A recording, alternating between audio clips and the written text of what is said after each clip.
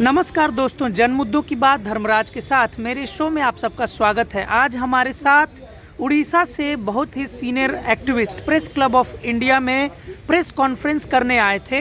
हसदेव जंगल में भारी मात्रा में कटाई होना शुरू हो गया है, पास हो गया, प्रपोजल पास हो गया है। उसके विरोध में बहुत ही सीनियर मोस्ट एक्टिविस्ट जो अपने स्ट्रगल के लिए इंटरनेशनल अवार्ड भी जीत चुके हैं, गोल्डमैन प्राइज़ अवार्ड इन्होंने जीता है।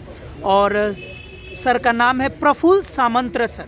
प्रफुल्ल सामंत सर से हम सीधे समझेंगे कि सर का डिमांड क्या है और किस मुद्दे पर यहाँ उड़ीसा से चल के दिल्ली में प्रेस कॉन्फ्रेंस करने की ज़रूरत पड़ गई। सर मैं स्वागत करता हूँ चैनल को, और मैं जानना चाहता हूँ कि आज छत्तीसगढ़ हसदेव के जंगल को जिस तरह ख़त्म किया जाता है, वो सबसे बड़ा लंबा जंगल है देश का। हजारों लाखों पेड़ है, ऐसा केवल पेड़ नहीं है, जो जल स्रोत है और महानदी का भी एक स्रोत भी है। तो अगर हसदेव जंगल ख़त्म हो जाएगा तो हजारों जो आदिवासियों की जीविका ख़त्म हो जाएगा, उनकी अस्मिता, उनका आजीविका, उनका सामाजिक सुरक्षा और सांस्कृतिक सुरक्षा खत्म हो जाएगा। तो इसीलिए लड़ाई जारी है। उस लोगों को भी, जो लोग लड़ाई करते हैं, आदिवासी लोग वहाँ का, तो हम उसके साथ हैं और उनको बधाई देते हैं। उनके लड़ाई को आगे बढ़ाने के लिए भी उड़ीसा और देश भर में जो जन आंदोलन का जो राष्ट्रीय समन्वय है, national alliance of people's movement है, जहाँ मेरा पार्टी से लेकर हम लोग हैं, तो हम उस आंदोलन के साथ हैं। और मुद्दा क्या है? मुद्दा ऐसा नहीं कि एक जंगल खत्म हो जाता है। मुद्दा है विकास के नाम पर जो विनाश हो रहा है, और विकास के नाम पर हर जगह, छत्तीसगढ़ से लेकर उड़ीसा, गढ़चिरौली, महाराष्ट्र और झारखंड, सभी जहाँ जहाँ माइंस है, मिनरल्स है, वहाँ जंगल है। अगर माइंस मिनरल के डेवलपमेंट के बारे में अभी ख़त्म किया जाएगा तो वहाँ का आदिवासी का आजीविका क्या होगा, उनका सामाजिक सुरक्षा क्या होगा, ज़मीन के बारे में क्या होगा, नदियों का स्रोत का जो पानी है, अगर जंगल ख़त्म हो जाएगा तो वो क्या होगा। हमारे उड़ीसा में भी ये बक्साइट माइनिंग है, जहाँ बक्साइट है वहाँ पानी का स्रोत ज़्यादा है, और बक्साइट माने अभी अदानी को दिया जाता है, वेदांत को दिया जाता है, वहाँ भी लड़ाई होता है, पुलिस रिप्रेशन होता है, दमन होता है, जेल में भर्ती किया जाए।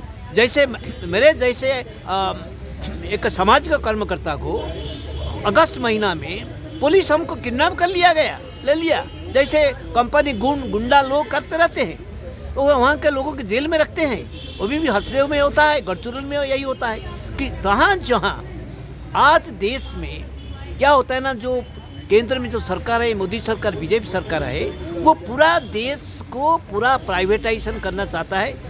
प्राइवेट कंपनी, निजी कंपनी के हाथ में सब कुछ सौंप देता है, जैसा कि उनके पैसा में राजनीति चलेगी। और उसी का विक्टिम कौन होता है, का शिकार कौन होता है? शिकार होता है आदिवासी, दलित, आम आदमी, किसान। तो ये सब लोगों के हाथ में सब कुछ खत्म हो जाएगा, इसीलिए विरोध है। और क्लाइमेट चेंज, जो पर्यावरण को रक्षा करने के लिए अभी जो जलवायु परिवर्तन होता है, अगर उसको रोकना होगा तो हमको जंगल को रखना होगा, नदियों को रखना होगा, और फसिल फ्यूल जो है वो कोयला जैसे उसको बंद करना होगा। पेरिस एग्रीमेंट 2015 में सारा देश, विश्व का जो देश भर में सब लोग को प्रॉमिस करके आए, इवन भी हमारे प्राइम मिनिस्टर मोदी भी प्रॉमिस करके आए, मगर वो प्रॉमिस को नहीं पालते हैं, वो प्रॉमिस के खिलाफ काम करते हैं। अभी कोयला, मतलब आप कह रहे हैं प्रधानमंत्री मोदी जी झूठ बोलते हैं, झूठ तो देश के जंगल जमीन का बोलते नहीं है। वो जो प्रॉमिस होता है, जो एग्रीमेंट हुआ है पेरिस में, अगर इंडिया उसको कामयाब करता है, लीडिंग नेता है, सो देश विश्व में जितने छोटा गरीब राज्य है और लैटिन अमेरिका से लेकर ये अफ्रीकन कंट्री है जो देश में है, वो लोग भारत के नेतृत्व में चाहते हैं कि कैसे जो अमेरिका हो, ब्रिटेन हो, ये देश जो जब प्राइवेट क्लाइमेट इंडस्ट्री क्या करते रहते हैं, क्लाइमेट को ख़त्म करते हैं, तो उसके खिलाफ हम लड़ पाते हैं। मगर आज इंडिया, भारत, ये मोदी की सरकार, जो मोदी के नेतृत्व में हमारी जो सरकार चलती है, वो पूरा ये जो कॉरपोरेट के हाथ में है, और विश्व में जो इम्पीरियलिज्म है, जो साम्राज्यवादी शक्ति है, उनके हाथ में है, तो वो एक स्टैंड नहीं ले पाते हैं। तो उसी तरह हमारे देश में भी जो जिस तरह एक कैसी तरह हम हमारे संसाधनों को इस्तेमाल करेंगे, किस हद तक करेंगे और किसी एक रेखा खींचेंगे कि इतने हद तक हम माइनिंग करेंगे, उसे हद तक नहीं करेंगे, क्योंकि भविष्य के लिए भी ज़रूरत है, भविष्य पीढ़ी का भी अधिकार है। यहाँ पर जो कुदरत जो दिया है उसके ऊपर सभी का अधिकार है, न केवल आज हम है हमारा है, हमारे भविष्य तक पीढ़ी का भी अधिकार है। और संविधान पंचम अनुच्छेद में, पंचवीं अनुच्छेद में जो अधिकार है, लोगों का अधिकार है, ट्राइबल का, दलित, ये आदिवासी समाज का जो अधिकार है उसको ख़त्म किया जाता है। तो आज ये बड़े पैमाने पर जो प्राकृतिक संसाधन ख़त्म किया जाता है विकास के नाम पर, वो विनाश का रास्ता है और ये एक परिस्थिति भयंकर भी है। और देश का जो देश में जो हमारा जो संपदा है, वो संपदा लोगों के हाथ में न रहकर कंपनी के हाथ में चल जाता है। वो सबसे बड़ी हमारे लिए चुनौती है। इसमें क्या होता है कि गणतांत्रिक अधिकार को भी ख़त्म किया जाता है। लोगों का आजीविका, लोगों का अधिकार, लोगों का बोलना और लोगों का जो बोलना, प्रतिवाद करना, ये अधिकार ऊपर भी जो पुलिस दमन चलता रहता है। इसका अर्थ क्या है? इसका अर्थ है डेमोक्रेटिक राइट्स खत्म होता है। डॉक्टर बाबा साहब अम्बेडकर के नेतृत्व में हमको जो संविधान मिला है और संविधान का जो संवैधानिक अधिकार है, जो right to speak, right to dissent, प्रतिवाद का जो अधिकार है, वो प्रतिवाद अधिकार को ख़त्म किया जाता है। तो आज से बड़ा चुनौती है देश में कि केंद्र सरकार की जो आर्थिक नीति है वो पूंजीवादी है, कॉरपोरेट सपक्ष में है, और धर्म के नाम पर जो राजनीति है वो कम्युनल फासिज्म है, जो ये सांप्रदायिक फांसीवाद है।